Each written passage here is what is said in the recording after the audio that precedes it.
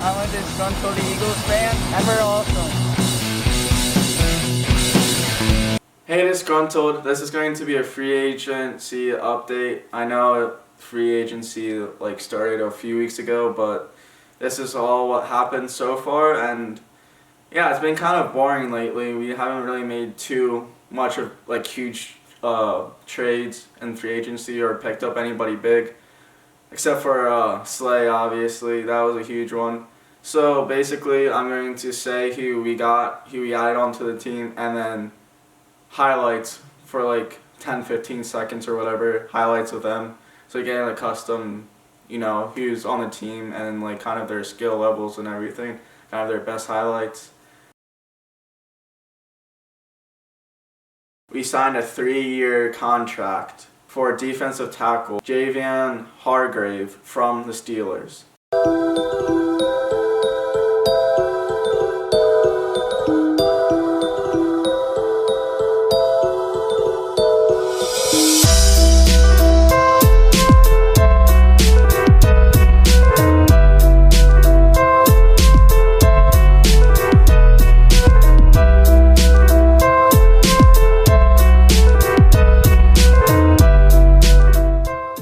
We completed a trade with the Lions with Darius Slay, and we gave away our 3rd and 5th pick in the 2020 draft, our 85th pick and our 166th pick in the 2020 draft.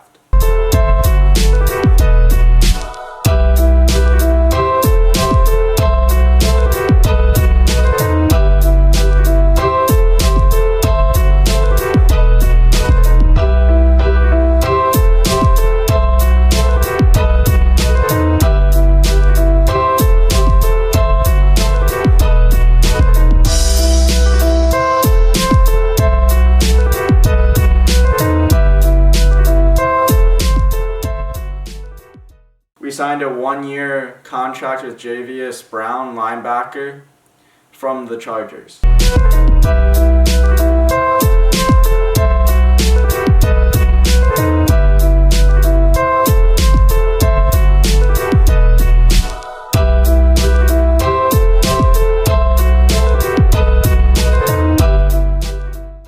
We signed safety Will Park for a 1-year contract from the Broncos.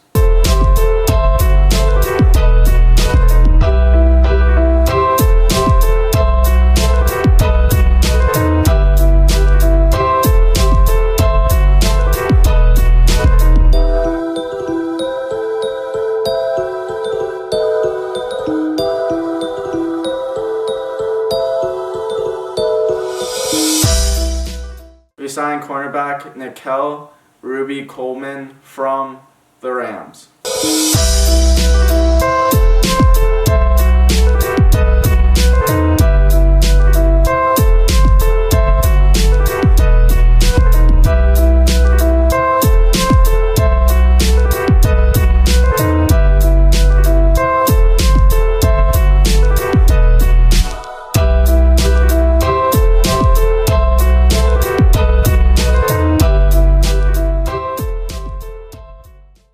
That's everyone that we picked up in this free agency that we added to the team. Now I'm just going to go through the list of who we cut and then who we signed to a few-year deals or a couple-year deals during this off-season as well. We released a lot of older guys. We let Jason Peters go in free agency. We let Malcolm Jenkins go in free agency. Darren Sproles retired. So Howie Roseman basically is letting go all of the older guys, which I'm really excited for because our team is one of the oldest teams in the NFL right now. We need to get younger. The younger we get, the less chance of injuries. I mean, there's always freak chances and injuries always happen in the game. It's just part of the game. But the older you get, you're more prone to injuries. So Howie Roseman's basically just get the team younger. That's probably one of his priorities, if not. And then another priority is the offense as well. But I'm glad that he's focusing on letting guys go because the past couple of years he's been signing the older guys that haven't really been playing as at the their top level as much talent as they should be because of their age, and he's just been signing them to like 1 or 2 year deals that he shouldn't really be doing because either A, they've been getting injured, very injury prone, or 2, they just, due to the age, they can't function at the high state that they used to be. And I'm glad that he's focusing on trying to get the team younger, and one of his priorities. Let's go back to Malcolm Jenkins for a second. Yeah, I was sad that we let him go. I mean, he wasn't really playing well. He was really playing well the past couple years, but not as he used to be when he first picked him up from the Saints. He kind of lost that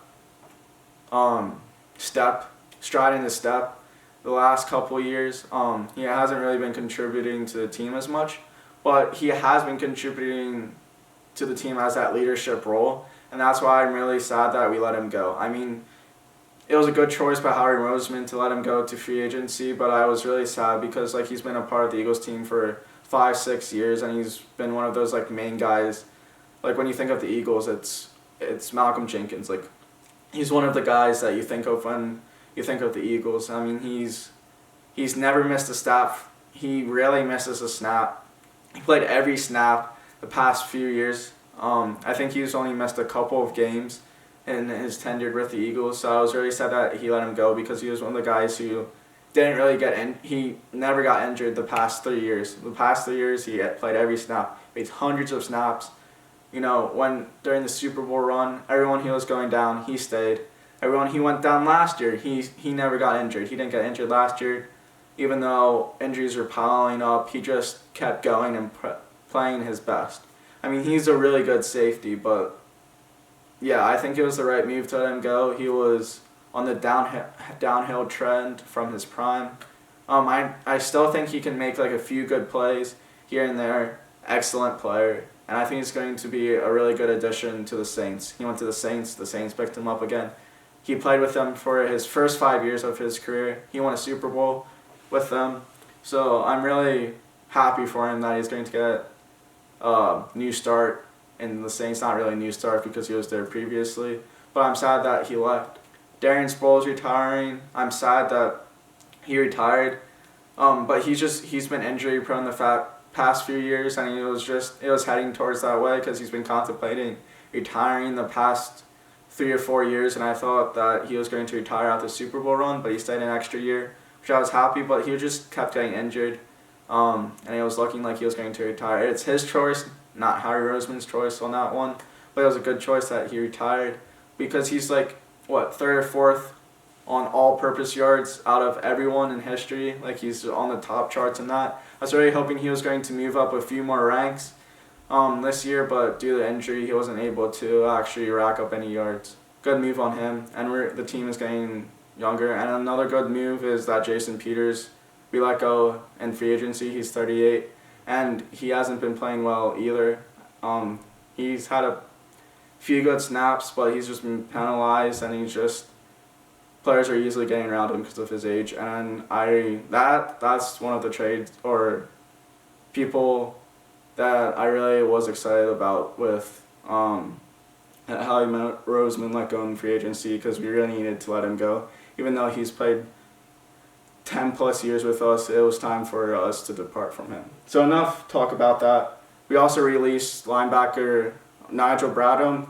His cap was hitting high with the Eagles, so that was basically a cap issue. He played really well the past few years, younger guy, but I don't know. I feel like we should have kept him. He was one of our main guys. We released Timmy Jernigan. He's with the Houston Texans. That came out of nowhere. I don't really know why we let him go. We let him go beginning of last year, but he's a big part of that D-line. We let him go. We signed Nate Sudfeld to another 1-year deal. We signed Jalen Mills to a 1-year deal, and we signed Roddy McLeod to a 2-year deal. Roddy McLeod is going to step up with that safety position. He's going to be the next leader on the defensive end or that defensive side. He's our new safety. He's going to replace Malcolm Jenkins, and that's another really good move. He's played really well the past few years, and I'm excited for that. About the Darius Slay move, I'm really happy that we picked him up. We got him for relatively cheap, I think 3-year, $50 million, whereas if we would have gotten Bryon Jones from the Cowboys, we would have been paying a huge amount of money for a good cornerback, but I feel like we saved money and we got a steal with Slay. And I think Slay is a better player than Jones. So I'm really excited. That's our biggest trade or pickup from free agency, picking up Darius Slay, and I'm really happy that we got an additional cornerback because we really needed someone to step up in the cornerback realm. And I think that Darius Slay is the guy. But with these trades, I'm always curious because we always pick up like crappy cornerbacks and they always do really bad on our team because of all the hype around them, like Awesome Raw, Maxwell, Samuel. All these cornerbacks that got a lot of hype, they just done really bad, and I'm worried that our cornerbacks he's going to end up like that. But I have a really strong feeling that he's not. He's going to play really well. All right, so this is future Caleb. I forgot to put this in the video, but I realized it while I was editing. Darius Slay changed his number from 23 to 24. He did this because Kobe Bryant, he recently passed away a couple months ago. May have been recent or more recent, but his number was 24, or one of his numbers was 24, so he wanted to do it in memory of Kobe. I think this is a really awesome thing to do, and I applaud him for it. And then he was close to Kobe too. Well, I don't know how like their relationship went or how close they were, but they've taken a few photos together, and he tweeted out Mamba mentality, which is really cool that he respects him that way. I mean, I feel like everyone respects Kobe, but I mean like that he's making that change, and I think it's really cool because Kobe grew up in Philadelphia too as well, which is also really cool, and Kobe is an Eagles fan, or was an Eagles fan as well. So I probably should have done a video on Kobe, but since he is from Philly and he had such a big inspiration on everyone, maybe I'll do one. And then I also wanted to say that I didn't say before in the video that I want to touch on the players that we did get. I didn't go into too much depth into each one because they're not as big as like Darius Slay, no offense to them, but they're going to add a great addition to the defense, and they do fill in the roles of what we needed in our defense, and they're going to step up really well in the linebacker spot, safety in the background, CBs, especially the defensive tackle area or the defensive line. It's starting to age, so if you can get some new younger guys in there, that's going to help build that defensive line. It's really strong, but it's just going to help it in the future. Our defensive line is one of the best in the NFL, and it's just going to help build that for the future.